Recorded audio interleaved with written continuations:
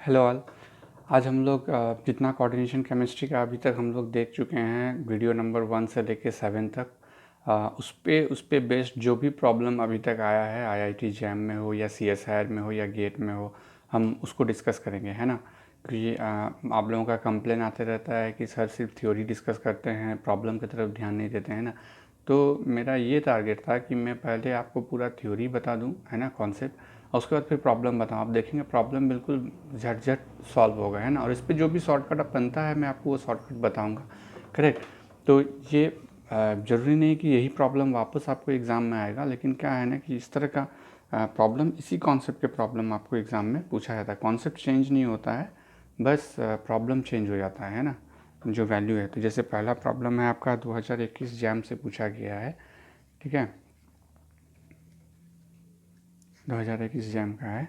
तो क्वेश्चन क्या है आपका, ये आपको देखिए, स्पिन ऑनली, है ना, मैग्नेटिक मोमेंट, इसमें इन बीएम में पूछा है कि क्या होगा, है ना, किसका, तो ऑफ निकल Cl2, है ना, PPH3 ट्वाइस, ठीक है, एंड MnNCS, नाइट्रोजन जुड़ा हुआ है इसमें 6 4 माइनस, है ना। तो इस दोनों का जो है स्पिन ऑनली मैग्नेटिक मोमेंट क्या होगा, यही पूछा है। ऑप्शन क्या क्या है, पहला ऑप्शन इन्होंने दिया है 0.00 एंड 5.92, ठीक है। दूसरा ऑप्शन क्या दिया है इन्होंने, 2.83 एंड 1.89, ठीक है। तीसरा ऑप्शन क्या दिया है, 0.00 एंड 1.89, और फोर्थ ऑप्शन क्या दिया है, 2.83 एंड 5.92, ठीक है। तो यहाँ पर क्या है, आपको ये दोनों का पहले ऑक्सीडेशन नंबर निकालना है, क्योंकि आपको देखना है कि कितना इलेक्ट्रॉन है। मतलब आपको सिंपली ये स्पिन ऑनली मैग्नेटिक मोमेंट निकालने के लिए क्या करना है, आपको n का वैल्यू निकालना है, मतलब नंबर ऑफ अनपेयर्ड इलेक्ट्रॉन क्या है वो पता करना है ना। तो सबसे पहले हम लोग देखते हैं इसका निकल Cl2 PPH3 ट्वाइस, है ना। तो इसमें निकल का ऑक्सीडेशन नंबर क्या है, इसको x मान लीजिए, x प्लस क्या है 2 इंटू -1 प्लस 2 इंटू 0, इसका कंट्रीब्यूशन 0 है PPH3 का, इक्वल टू कोई चार्ज यहाँ नहीं है तो 0। तो यहाँ डायरेक्टली हम लोग लिख सकते हैं x बराबर, यहाँ -2 उधर जाएगा तो +2 हो जाएगा, है ना। तो +2 चार्ज है निकल में, तो नंबर ऑफ डी इलेक्ट्रॉन कितना होगा निकल में, तो 28 - 2 - 18 बराबर कितना हो जाएगा, ये 26 8 8, तो ये D8 सिस्टम है, करेक्ट। तो इसको जब हम लोग ड्रॉ करेंगे निकल 2+ को, 3 4 5 3 4 5 6 7 8, ये 2 है, ठीक है। अब क्या है, देखिए ये क्लोरीन के कारण, ये तो वीक फील्ड लिगैंड है क्लोरीन, इसके कारण क्या होगा, यहाँ पे पेयरिंग नहीं होगा तो ये ओपन रहेगा, ठीक है। और PPH3 क्या है, ये स्ट्रॉन्ग फील्ड लिगैंड है हमारा, ये PPH3 हमारा क्या है, स्ट्रॉन्ग फील्ड लिगैंड है, इसके कारण ये पेयरिंग होना चाहिए, हाँ बिल्कुल होना चाहिए। तो जब ये पेयरिंग हो जाएगा तो यहाँ पर क्या हो जाएगा, n बराबर क्या हो जाएगा हमारा 0, तो n बराबर 0 हो जाएगा तो यहाँ पर ये वैल्यू आएगा, है ना, 0.00 spin only magnetic moment, correct. और क्या होता है कि अगर ये पेयरिंग होगा तो ये क्या बनाएगा, स्क्वायर प्लेनर, और स्क्वायर प्लेनर में बॉन्ड एंगल क्या रहता है, 90 डिग्री, करेक्ट। लेकिन आप देखिए ये PP3, अगर इसको हम लोग PPH3 अगर इसको हम लोग ओपन करेंगे तो यहाँ एक फिनाइल रिंग, यहाँ एक फिनाइल रिंग, और यहाँ एक फिनाइल रिंग, और ये जुड़ा हुआ रहेगा आपके निकल के साथ, ऐसा फिर एक और इधर। तो आपको लग रहा है कि एक लिगैंड और दूसरे लिगैंड के बीच में 90 डिग्री का बॉन्ड एंगल होगा, इतना हेवी बल्कियर, है ना, स्टेरिक हिंडर वाले जो लिगैंड है ये लगा हुआ, ये एक हुआ, ऐसा एक और लिगैंड लगा हुआ रहेगा, फिर क्लोरीन लगा हुआ रहेगा। तो ये स्क्वायर प्लेनर क्या है, पॉसिबल नहीं होता है, भले ही ये स्ट्रॉन्ग फील्ड लिगैंड है। PPH3 हमारा क्या है, स्ट्रॉन्ग फील्ड लिगैंड है भले ही, लेकिन क्या है इसमें ये आपका स्क्वायर प्लेनर नहीं दे पाएगा, क्यों, क्योंकि उसमें बॉन्ड एंगल 90 डिग्री होता है, इसीलिए। दूसरा ऑप्शन क्या है, अगर ये पेयर अप नहीं हो रहा है ना, अगर ये पेयर अप नहीं हो रहा है तो बच रहा है क्या, S और 3 P, मतलब तब sp3 होगा। तो sp3 होगा तो ये क्या हो जाएगा, टेट्राहेड्रल। अब टेट्राहेड्रल का बॉन्ड एंगल कितना होता है, 109 इंटू 5 डिग्री, है ना। सो ये बॉन्ड एंगल 90 डिग्री से ज़्यादा है, तो कम से कम यहाँ ये स्टेबल रहेगा, है ना, 109.5 डिग्री में, करेक्ट। तो इसका मतलब ये टेट्राहेड्रल होगा। तो अब अगर टेट्राहेड्रल होगा तो यहाँ n बराबर क्या हो जाएगा हमारा, n बराबर 2 हो जाएगा, और n बराबर 2 हो जाएगा तो हमारा स्पिन ऑनली मैग्नेटिक मोमेंट क्या हो जाएगा, 2 + 2, मतलब n + 2। तो ये क्या हो गया हमारा, 2 2 4 एंड 2 4 8। तो 8 का कितना हो जाएगा, 8 रूट 2.83, है ना। तो ये कितना आ गया यहाँ पे, 2.83, ठीक है। तो इसका मतलब क्या है, ये ऑप्शन और ये ऑप्शन अब आपके पास नहीं बचा, क्योंकि n बराबर 0 नहीं होगा। अब आपको ये ऑप्शन और ये ऑप्शन में देखना है कि इस दोनों में से कौन सा होगा, है ना। तो उसके लिए क्या होगा, आपको सेकंड वाला का भी निकालना होगा। तो सेकंड क्या है आपका, मैंगनीज NCS6 4-, है ना। तो ठीक है। सो इसमें हम लोग क्या देखेंगे, इसका कंट्रीब्यूशन -1 होता है, मतलब -1 इसका चार्ज होता है। तो इसमें ऑक्सीडेशन नंबर निकालेंगे तो x, मैंगनीज का x + 6 इंटू -1 = -4, है ना। तो x - 6 = -4, ठीक है। तो x बराबर क्या हो जाएगा हमारा, हाँ ये 6 उधर चला जाएगा तो -4 + 6, है ना, एक ही प्लस रहने दीजिए। तो क्या हो जाएगा ये +2, है ना। तो मैंगनीज में नंबर ऑफ मैंगनीज में जो है नंबर ऑफ डी इलेक्ट्रॉन क्या हो जाएगा हमारा, तो ये 25 होता है atomic number, minus oxidation number 2 है और -18, तो कितना बचा, 23 8, ये 5। तो ये D5 सिस्टम हो गया, है ना। तो D5 सिस्टम हो गया। तो किस तरह होगा, ये मैंगनीज है,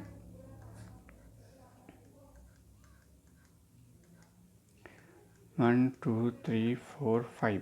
अब इसमें लगने वाला ग्रुप कौन सा है, ये सिंपल है, NCS, है ना। तो NCS क्या है, ये क्या है आपका, ये वीक फील्ड लिगेंड है ना। तो वीक फील्ड लिगेंड है तो पेयरिंग अप नहीं होगा, पेयर अप नहीं होगा तो n बराबर कितना होगा, 5। तो 5 होगा तो इस स्पिन ऑनली मैग्नेटिक मोमेंट कितना हो जाएगा, n + 2। तो 5 + 2 कितना आ जाएगा, 5 × 7 5 = 35 आया। तो ये स्पिन 35 का कितना हो जाएगा, रूट 35 रूट 5.92, ठीक है। तो ये कितना आ गया, 5.92। अब कहाँ है 5.92, यहाँ पर 1.89 है, ये नहीं होगा, 5.92 और इधर 2.83। तो हमारा सही ऑप्शन क्या है, डी।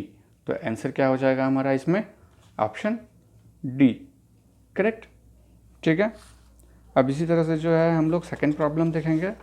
सेकंड प्रॉब्लम क्या पूछ रहा है, ये उसी जैम 2021 से है ना, ये भी जैम 2021 से है, ठीक है। क्वेश्चन क्या है आपका, क्वेश्चन है if the crystal field splitting energy of cobalt tetra amino cobalt, है ना, 2+। अब मैं पूरा क्वेश्चन नहीं लिख करके मैं सीधे दे देता हूँ कि एक्चुअली मांग क्या रहा है। ये क्या पूछ रहा है कि इसका, है ना, कोबाल्ट, ठीक है, NH3 4 × 2+ का क्या है, क्रिस्टल फील्ड स्प्लिटिंग एनर्जी, है ना। क्रिस्टल फील्ड स्प्लिटिंग एनर्जी जो है इसका, ये कितना है, 59, है ना, 5900 पर सेंटीमीटर, है ना, 5900 पर सेंटीमीटर। तो ये पूछ रहा है कि क्रिस्टल फील्ड, है ना, क्रिस्टल फील्ड स्टेबलाइजेशन एनर्जी क्या होगा, है ना, क्रिस्टल फील्ड स्टेबलाइजेशन एनर्जी क्या होगा किलो जूल पर मोल में, है ना। और ये है आपका ये है NAT टाइप क्वेश्चन है ना। तो इसमें क्या है, rounded off to 1 decimal place, है ना, राउंडेड ऑफ करने बोल रहा है, ये 1 डेसिमल प्लेस में, है ना। तो इसको आपको मतलब डेसिमल के बाद सिर्फ एक वैल्यू होना चाहिए, ठीक है। तो यहाँ पर मेन इंपॉर्टेंट क्या है, ये दिया हुआ है, ये कोबाल्ट अमोनिया क्या कहते हैं, जो टेट्रा अमोनिया है, इसको आप देखेंगे ये कौन सा है, ये आपका टेट्राहेड्रल है ना, टेट्राहेड्रल ज्योमेट्री का है। सबसे पहले कोबाल्ट का ऑक्सीडेशन नंबर निकालते हैं, तो x + 4 × 0 होगा = +2। तो ये x बराबर क्या हो गया, +2 हो गया। तो अब क्या करेंगे हम लोग, नंबर ऑफ डी इलेक्ट्रॉन निकालेंगे कोबाल्ट में कितना है, तो CO2 प्लस है ना, नंबर ऑफ डी इलेक्ट्रॉन क्या होगा 27 माइनस 2 माइनस 18 कितना हो गया 25 8 8 7, तो 7 हो गया ये। तो ये क्या हो गया हमारा D7 सिस्टम, करेक्ट। तो D7 सिस्टम है, तो इसमें कोबाल्ट में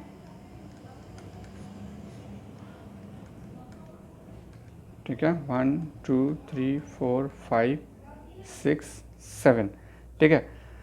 अब क्या है इसमें, आप देखिए इसमें जो है आपका ये NH3 है, NH3 क्या है आपका ये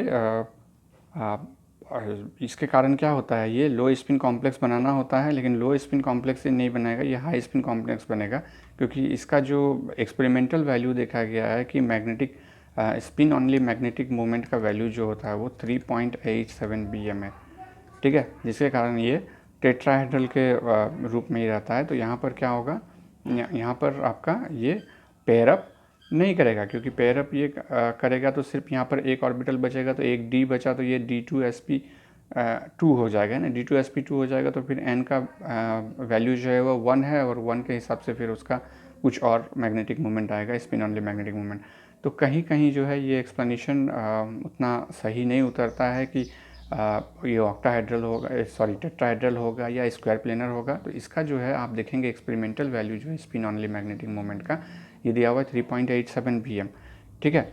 तो अब इसको जो है आप उस फ्रेम में रखिए टेट्राहेड्रल में। तो टेट्राहेड्रल में जब आप रखेंगे तो ये क्या है, नीचे में आपका Eg है और ऊपर में T2g है, टेट्राहेड्रल के केस में है ना। तो यहाँ पर 2 रहेगा dx2y2 और dz2, यहाँ पर आपका 3 रहेगा है ना, dxy dyz और dzx, ये 3 रहेगा। अब आपका ये इलेक्ट्रॉन है इसका डिस्ट्रीब्यूशन कैसे होगा, देखिए 1 2 3 4 है ना, फिर 5 6 7, तो Eg में 4 है और T2g में 3 है। तो अब आप CFSE कैलकुलेट करेंगे तो कैसे करेंगे, CFSE कैलकुलेट कीजिए इसको, क्रिस्टल फील्ड स्टेबलाइजेशन एनर्जी। तो ये क्या हो जाएगा आपका T2g माइनस Eg, तो T2g यहाँ पर ये क्या है 0.4 है ना, तो यहाँ पर क्या हो जाएगा आपका ये हो जाएगा 0.4 इंटू कितना इलेक्ट्रॉन है 3 माइनस यहाँ पर कितना है 0.6 इंटू 4 है ना, ब्रैकेट बंद, और आपका जो टेट्राहेड्रल का जो ये क्या है स्प्लिटिंग एनर्जी है ना। तो अब आप देखिए सिंपल निकाल लीजिए इसको, 1.2 माइनस 2.4 है ना, ये कितना है 5900 पर सेंटीमीटर। तो इसको देखेंगे कितना आ जाएगा, ये -1.2। और इस क्वेश्चन में एक चीज़ और मेंशन किया है, मैग्नीट्यूड पूछा है ना, CFSE का मैग्नीट्यूड जब पूछा है तो माइनस का रहना ज़रूरी नहीं है ना, बिना माइनस का भी आप लिख सकते हैं। तो 1.2 इंटू 5900 पर सेंटीमीटर, तो ये कितना आएगा 1.2 मल्टीप्लाई 5900 इक्वल टू 70 है ना, 7080 पर सेंटीमीटर, ये आया। अब आप क्या है किस में मांगा है आंसर, किलो जूल पर मोल में और 1 डेसिमल में। तो आपको मालूम होना चाहिए कि यहाँ पर 1 किलो जूल पर मोल बराबर होता है 83.59 पर सेंटीमीटर है ना। तो ये वैल्यू फिक्स है, इस वैल्यू को दिमाग में रखेंगे आप कि 1 किलो जूल पर मोल इक्वल टू 83.59 पर सेंटीमीटर। तो अब आप क्या करेंगे, इसको सिंपली बैठा दीजिए। तो जैसे आपके पास कितना है, ये 7080 है, तो कितना किलो जूल पर मोल होगा, तो इसको आप कर दीजिए 7080 डिवाइडेड बाई 83.59 है ना, कितना आ रहा है 7080 डिवाइडेड बाई 835 80 डिवाइडेड बाई 83.59 कितना आ रहा है 84.7 किलो जूल पर मोल है ना, ये 83.59 है, तो 84.7 किलो जूल आ रहा है, ठीक है। तो आंसर आपका यही हो जाएगा 84.7 है ना, ये रेंज में दिया हुआ रहेगा, लेकिन आपका आंसर जो है 84.7 7 आ रहा है तो आप 84.7 ही लिखेंगे। ठीक है, समझ में आया? ये क्वेश्चन हो गया। ठीक है, ये जैम में 2 क्वेश्चन पूछा है इससे। ऐसा नहीं कि कोऑर्डिनेशन केमिस्ट्री से इतना ही क्वेश्चन है, और भी क्वेश्चन है, लेकिन मैंने क्या किया है, बस मैंने सेग्रीगेट किया है जो अभी तक जो यूनिट 1 से लेकर के यूनिट 7 मतलब लेक्चर 1 से लेकर के जो लेक्चर 7 तक मैंने पढ़ाया है, वहाँ तक में कितना क्वेश्चन पूछा है, तो वो ये सब क्वेश्चन पूछा है ना। तो ये हो गया। अब नेक्स्ट चले जाइए, जैम 2019। जैम 2019 का क्वेश्चन देखेंगे कि किस तरह है।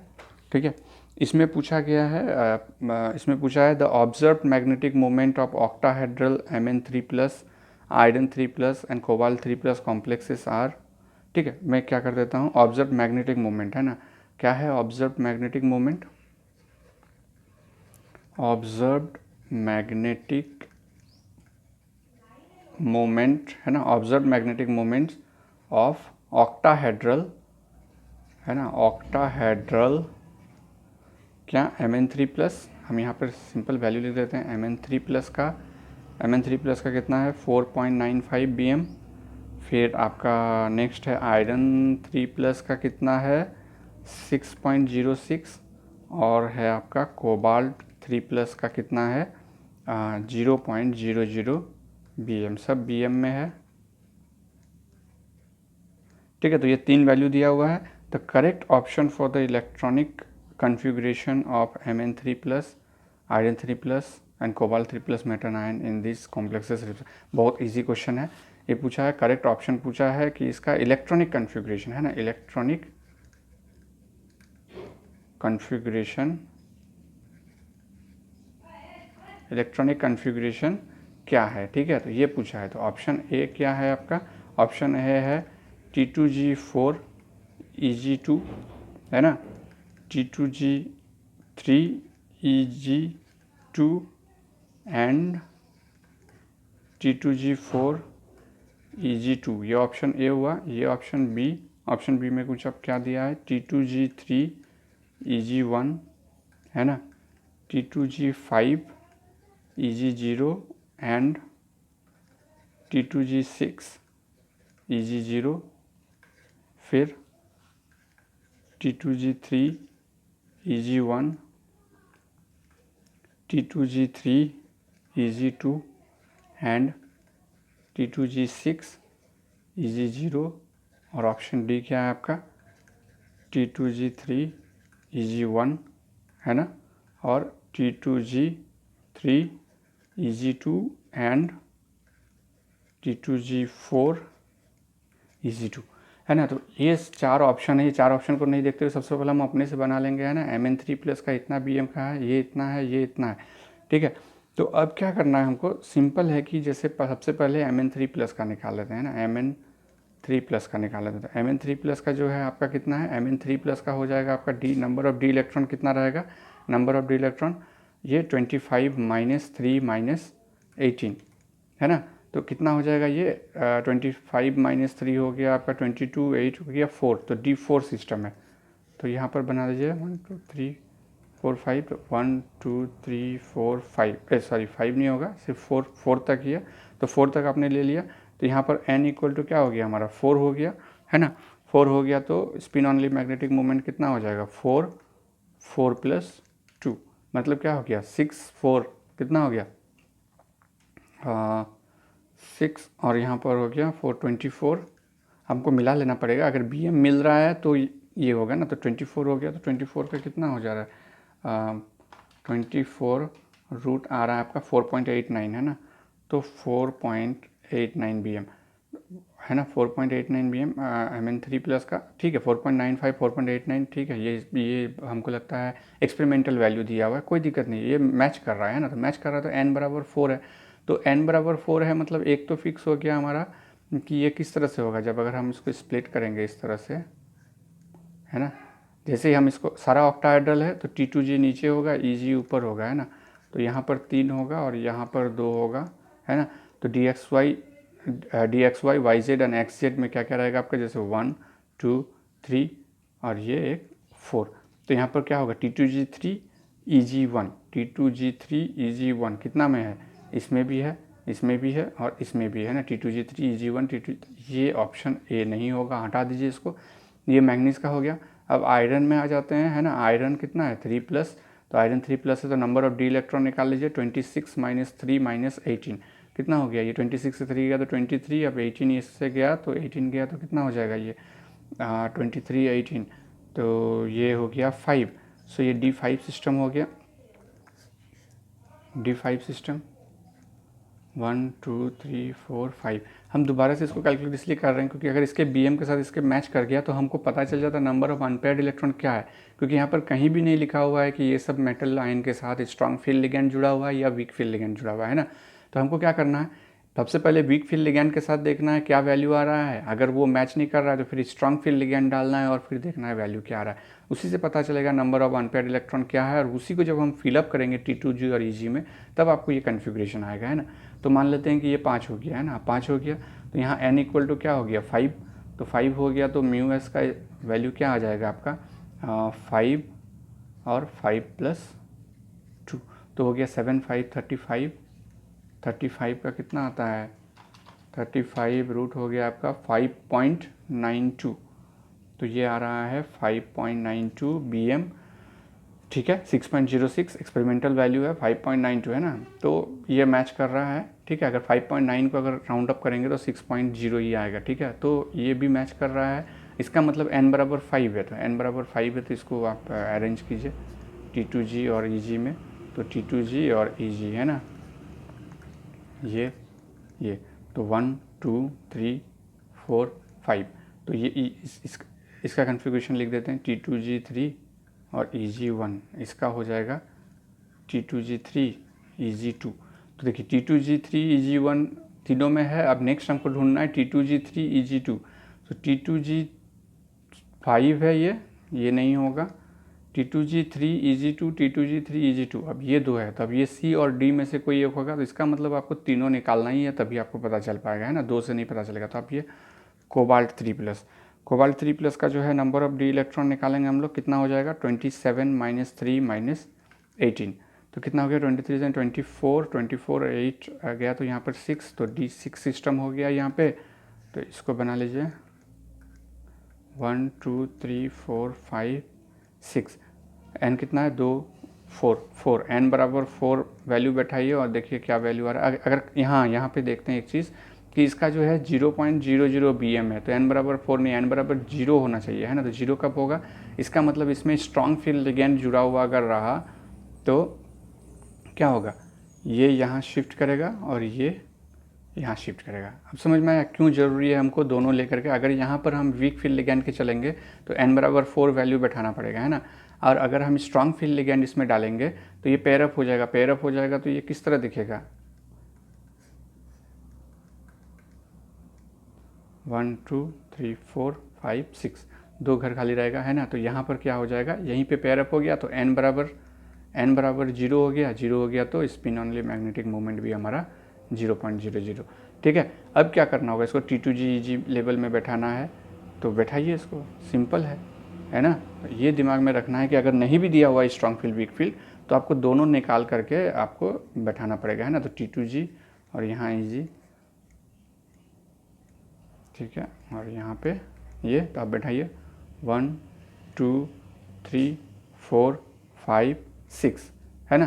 तो 6 बैठ गया आपका, तो यहाँ पर क्या हो जाएगा T2G6 Eg0। अब देखिए इस दोनों में कहाँ पर है, ये दोनों में तो सेम है, T2G6 Eg0 यहाँ पर है, ये T2G4 Eg2 है, तो ये नहीं होगा। सही आंसर क्या हुआ आपका C, करेक्ट। तो ऑप्शन C आपका आंसर है, ठीक है। तो ये जैम 2019 का क्वेश्चन है, करेक्ट। उसके बाद फिर हम लोग जो है जैम 2018 का देखेंगे और भी आगे का देखेंगे।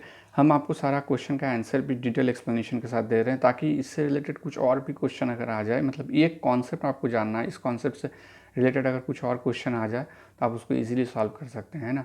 तो आप जो है इस क्वेश्चन आंसर को भी देखिए और साथ में क्या है अपना मेरा जो थ्योरी है, जो आपका लेक्चर नंबर 1 से लेकर के 7 तक है, उसको भी देखिए, वो बहुत इंपॉर्टेंट है क्योंकि थ्योरी जानना बहुत मस्ट है, तभी क्वेश्चन सॉल्व होगा, ठीक है। तो अब आगे का क्वेश्चन हम नेक्स्ट वीडियो क्लास में देखते हैं। Thank you. अगर अच्छा लगा तो इसको लाइक कर दीजिएगा और मोर अपडेट के लिए सब्सक्राइब करके रखिए, है ना, और बेल आइकन को ज़रूर दबाइएगा ताकि आपको जो है सही अपडेट मिलते रहे। Thank you.